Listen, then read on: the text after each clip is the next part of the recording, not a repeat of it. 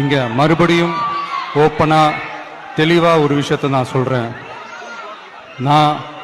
நாங்க எப்பவுமே மதச்சார்பற்ற கொள்கைன்றதுல அந்த ஸ்டாண்ட்லயோ மதச்சார்பற்ற சமூக நீதி என்ற அந்த நிலைப்பாட்டிலையோ எப்பவுமே சமரசம் வச்சுக்கவே மாட்டோம். நம்மளுடைய தலைமையில தான் ஆட்சி அப்படின்றதுல எப்பவுமே உறுதியா இருக்கிறோம்.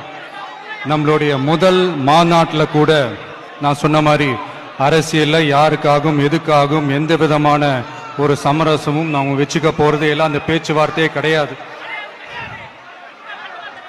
சரிங்களா? அதனால யார் என்ன அவதூறு பரப்புனாலும் தயவு செஞ்சு அதை நம்பாதீங்க.